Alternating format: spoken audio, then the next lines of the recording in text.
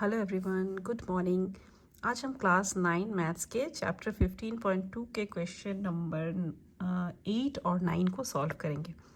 Okay, तो इस video को स्टार्ट करने से पहले मेरे पास एक टिप्स है। वो टिप्स ऐसा है कि जब भी आप पढ़ने बैठिए ना, तो पढ़ने बैठने से पहले मतलब पढ़ाई शुरू करने से पहले एक लंबी सांस लीजिए, उसको कुछ देर तक रोकिए और फिर धीरे धीरे से सांस को छोड़िए। ऐसा प्रोसेस, ये जो प्रोसेस है, इसको कम से कम 5 से 10 बार कीजिए। उसके बाद पढ़ने बैठिए, देखिएगा आप लोगों का जो कंसंट्रेशन लेवल है ना, वो काफ़ी हद तक बढ़ गया है और आप अच्छे से फोकस कर पा रहे हैं अपने पढ़ाई पर। ठीक है, तो ये हमेशा किसी भी चीज़ की पढ़ाई, मैथ्स पढ़ें या फिर कोई और भी सब्जेक्ट पढ़ें, तो पढ़ाई शुरू करने से पहले ये प्रोसेस ज़रूर से करें। ठीक है, तो हम शुरू करते हैं क्वेश्चन नंबर 8 को। तो देखिए क्वेश्चन नंबर 9, 8 तो मैंने पिछले वीडियो में सॉल्व कर दिया था, तो 9 से स्टार्ट करते हैं। देखिए पेज नंबर 222 में है क्वेश्चन नंबर 9। क्या कहता है? 9 कहता है हम लोगों के मोहल्ले के एक त्रिभुजाकार तो हम लोगों के मोहल्ले के एक त्रिभुजाकार के एक पार्क के भुजाओं की लंबाई का अनुपात है 2:3:4 और पार्क की परिसीमा है 216 मीटर। तो नंबर 1 है पार्क का क्षेत्रफल ज्ञात करें और नंबर 2 है पार्क की सर्वाधिक लंबी भुजा तक, मतलब कि पार्क की जो सबसे लंबी भुजा है उस तक विपरीत कोणीय बिंदु से नीचे जाने पर कितनी दूरी तय करनी पड़ेगी, ये ज्ञात करके लिखें। ठीक है, तो सबसे पहले एक त्रिभुजाकार पार्क का हम क्या करेंगे, चित्र बना लेंगे और उसकी भुजाओं की लंबाई का अनुपात दिया गया है 2:3:4। तो हम लिख लेंगे जैसे जैसे दिया गया है। तो सबसे पहले एक त्रिभुज हम बना रहे हैं। यहाँ पे काफ़ी धूप है, शायद आप लोगों को दिख रहा होगा। तो यहाँ पर क्या है, हम लोग ABC एक त्रिभुज जो है बना लेते हैं। ओके, और लिखेंगे कि माना ABC एक त्रिभुजाकार पार्क है। अब प्रश्नानुसार क्वेश्चन क्या कहता है कि AB अनुपात BC अनुपात EC, ये जो तीन भुजाएं हैं इनका जो अनुपात है वो दिया गया है 2:3:4। ओके, तो जब भी ऐसा किसी भी क्वेश्चन में अनुपात दिया रहे ना, तो आपको सबसे पहले क्या करना होता है, अनुपातिक राशि मान लेना होता है। अनुपातिक राशि को आप K मान सकते हैं, X मान सकते हैं, अपने मन से किसी भी चीज़ को ले सकते हैं, कोई भी लेटर आप ले सकते हैं, A भी मान सकते हैं। तो हम अनुपातिक राशि को K मान लेते हैं। ओके, तो AB हो जाएगा 2K, BC हो जाएगा 3K और AC हो जाएगा 4K। तो इस तरह से हम सबको जो है लिख लेंगे। तो प्रश्नानुसार अब क्वेश्चन में कहता है कि त्रिभुज की परिसीमा, ये क्वेश्चन में दिया गया है, पढ़िएगा क्वेश्चन को। तो दिया गया है कि त्रिभुज की परिसीमा बराबर है 216 मीटर। ओके, विच इम्प्लाई, अब त्रिभुज की परिसीमा का मतलब क्या होता है, त्रिभुज या चतुर्भुज जो भी शेप है उसके परिसीमा का मतलब होता है कि भुजाओं को जोड़कर जितना होता है उसको हम कहते हैं परिसीमा। तो इसीलिए परिसीमा की जगह में भुजाओं का योगफल लिख देंगे। तो भुजाएं मतलब AB plus BC plus AC, ये तीन भुजाएं हैं, इनका जो योगफल है वो है 216। ठीक है, तो विच इम्प्लाई, अब AB का मान कितना है, AB का मान है 2K प्लस BC का मान है 3K प्लस AC का मान है 4K। तो 2K plus 3K plus 4K बराबर 216 उतर गया। विच इम्प्लाई, अब तीनों को जोड़ेंगे तो 2 प्लस 3 प्लस 4, तो 9 के बराबर हो जाएगा 216। तो यहाँ से K का वैल्यू कितना आ जाएगा, K बराबर हो जाएगा 216/9। यहाँ पे गुना था 9, तो K बराबर 216/9। अगर हम इसको काटेंगे तो काटने से कितनी बार में कटेगा, 9 दूना 18, 19 20 21, 9 चौके 36, तो 24। तो K का वैल्यू आ गया 24। अब देखिए जैसे ही K का वैल्यू आ गया, हम सब में यहाँ पे AB का भी वैल्यू आ जाएगा 2 × 24, BC का भी वैल्यू आ जाएगा 3 × 24, ऐसे ही AC का भी वैल्यू आ जाएगा। तो इसीलिए AB का वैल्यू आ गया 2K, मतलब 2 × K का वैल्यू है 24, तो 48 गुना करेंगे तो इतना मीटर। BC है 3K, तो बराबर 3 × K का वैल्यू है 24, तो 3 × 24 मतलब 72 मीटर। और AC का वैल्यू है 4K, मतलब 4 × 24 मतलब 96 मीटर। तो ये सब हमारी हम क्या प्राप्त हो गया, तीनों भुजाओं का जो है, तीनों भुजाओं की लंबाई हमें प्राप्त हो गई। ओके, अब क्या है देखिए, अब जो है पार्क का क्षेत्रफल हमें निकालने के लिए कहता है। क्वेश्चन नंबर 1 देखिए, क्वेश्चन नंबर 1 कहता है पार्क का क्षेत्रफल ज्ञात करें। ठीक है, तो मैंने आपको बताया था कि जब भी किसी त्रिभुज में आपको तीनों भुजाओं की लंबाई पता है तो क्षेत्रफल निकालने का फॉर्मूला होता है ये। किसी भी त्रिभुज का क्षेत्रफल निकालने का फॉर्मूला होता है S × S - A × S - B × S - C।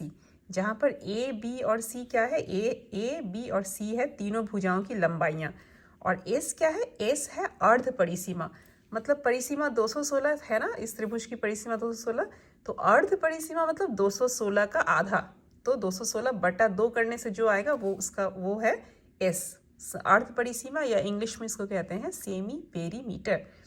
तो इस त्रिभुज का क्षेत्रफल निकालने का फॉर्मूला है ये। हमेशा जब भी हमें भुजाओं की लंबाई ए बी सी पता होगी तो इस हम लोग फॉर्मूला का यूज करेंगे क्षेत्रफल निकालने के लिए, किसका, त्रिभुज का।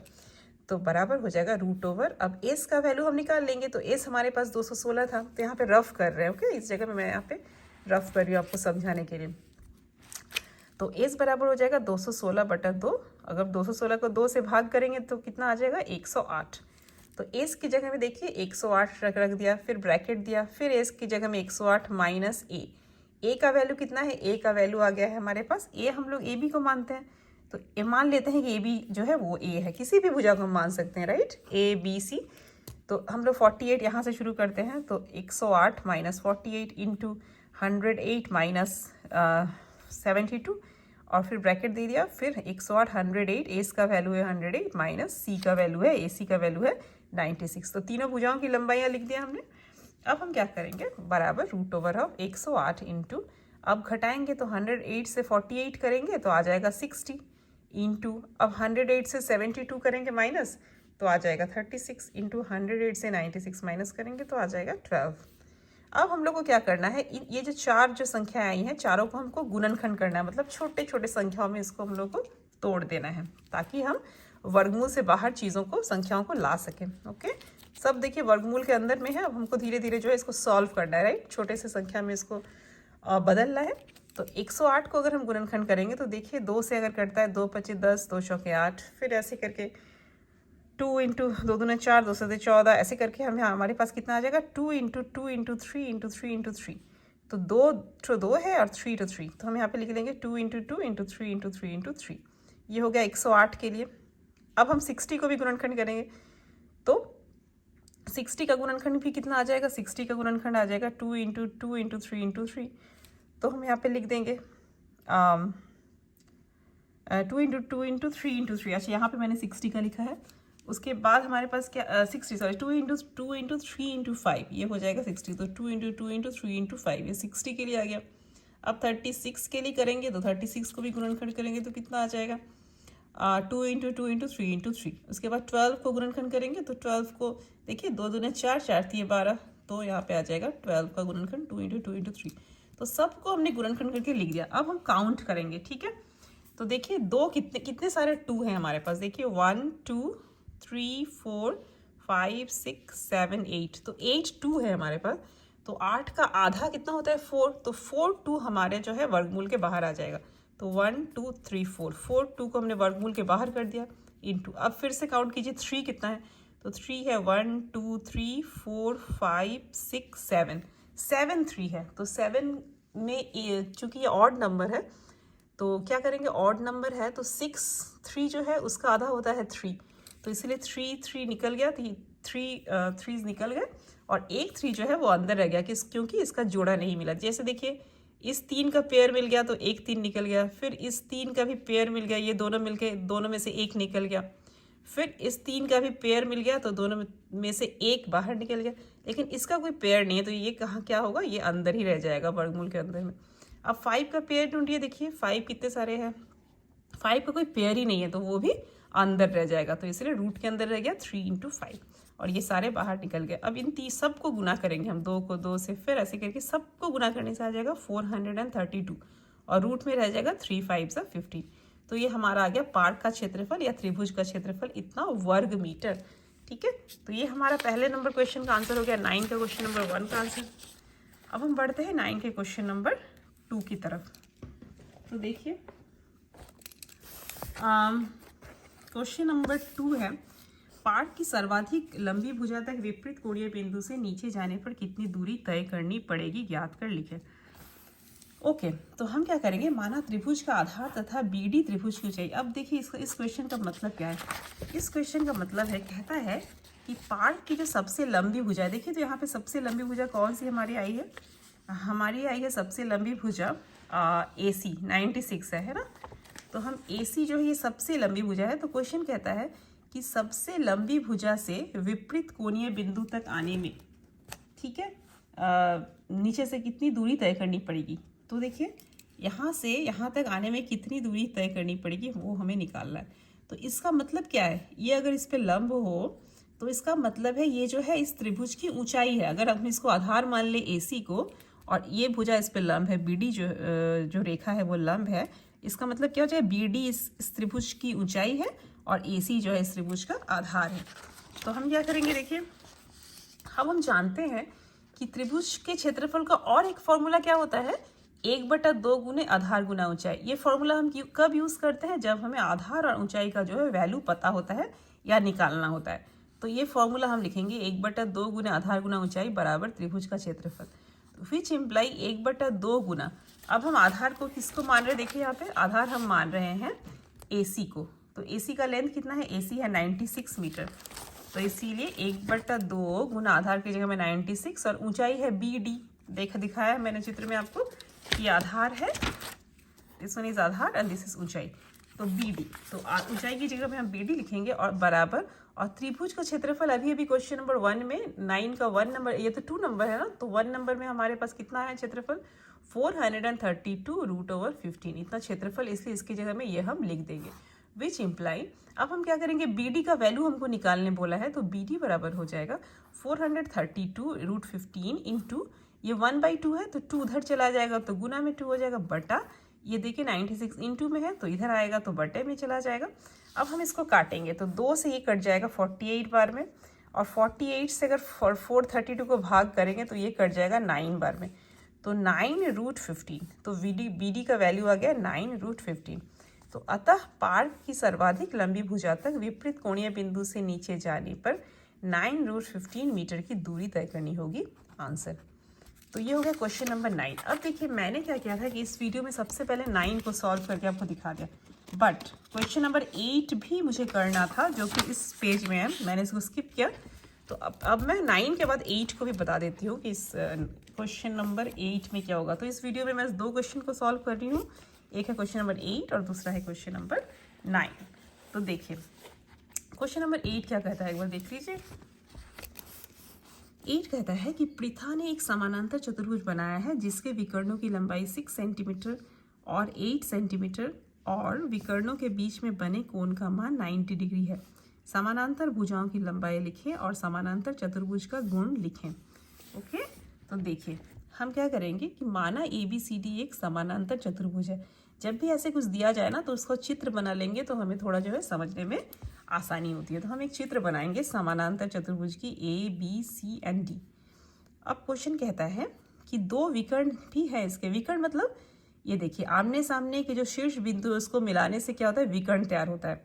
तो इस समानांतर चतुर्भुज में आमने सामने के शीर्ष बिंदु B और D हैं, तो BD को मिलाया ये एक विकर्ण है और एक AC को मिलाया ये एक विकर्ण है। तो दोनों विकर्णों में एक की लंबाई बोला है 6 और एक की 8। तो हम जो बड़ा विकर्ण है उसको लिख देते हैं, BD को 8 लिख देते हैं, और जो छोटा दिख रहा है चित्र में AC को हम 6 लिख देते हैं।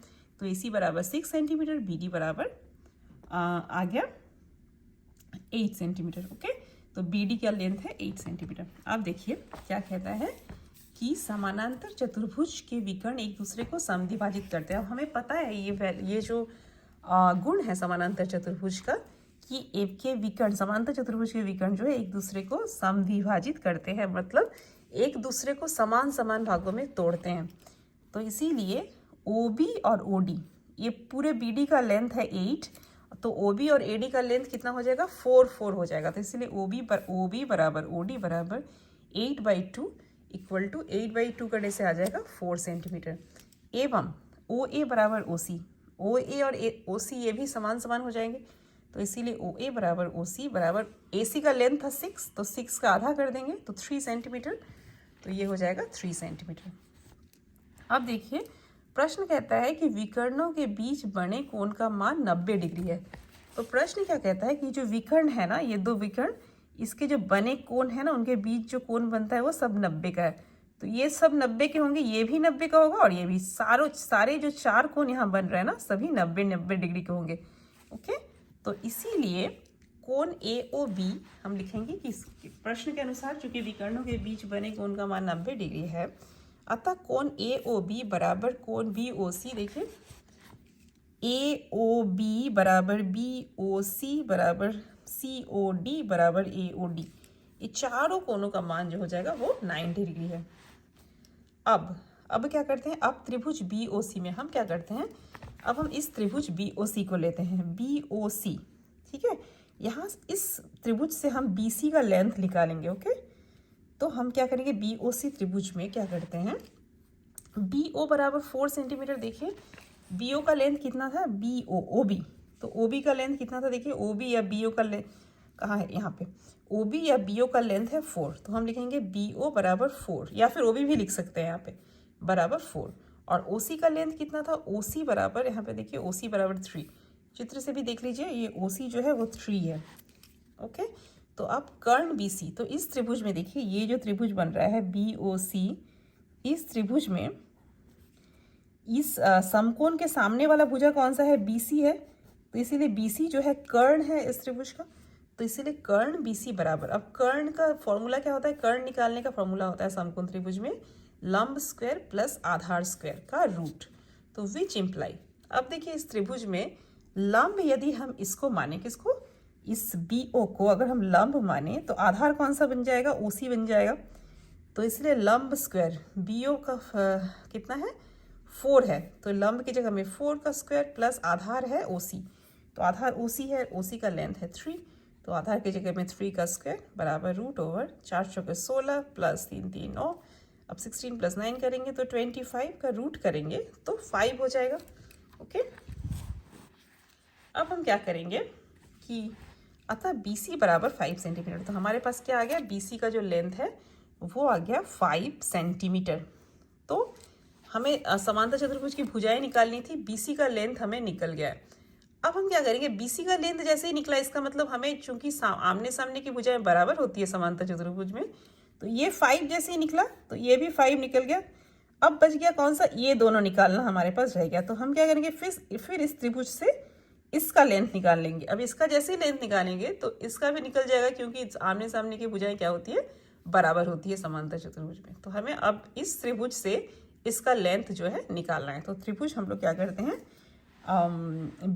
AOB से, फिर त्रिभुज AOB में देखिए, त्रिभुज AOB में OA का लेंथ है 3 सेंटीमीटर, OB का लेंथ है 4 सेंटीमीटर, तो कर्ण का लेंथ कितना होता है, कर्ण बराबर होता है रूट ओवर ऑफ लंब स्क्वायर प्लस आधार स्क्वायर, तो विच बराबर कितना हो जाएगा, लंब का वैल्यू है 4, तो 4 का स्क्वायर प्लस आधार है 3 का स्क्वायर, फिर रूट करेंगे तो कितना हो जाएगा 16 प्लस 9, तो रूट करेंगे तो 25 का रूट हो जाएगा 5, तो इसलिए AB का वैल्यू कितना आ गया, AB का वैल्यू आ गया 5 सेंटीमीटर। तो चूंकि समांतर चतुर्भुज की विपरीत भुजाएं समान होती है, मैंने अभी बताया, तो इसीलिए CD बराबर AB बराबर 5, तो हमारे पास क्या क्या आ गया, हमारे पास आ गया CD बराबर AB, ये दोनों का लेंथ हो गया 5, और इन दोनों का लेंथ भी कितना हो गया, इन दोनों का लेंथ भी 5 हो गया, तथा AD बराबर BC, ये भी 5, तो अर्थात इस समांतर चतुर्भुज की चारों भुजाओं की लंबाई कितना कितना आ गया, 5 सेंटीमीटर करके ही आ गया। तो यही हमें निकालने के लिए बोला था, तो ये हो गया हमारा आंसर। तो इस वीडियो में बस इतना ही, मिलते हैं नेक्स्ट वीडियो में। Thank you so much.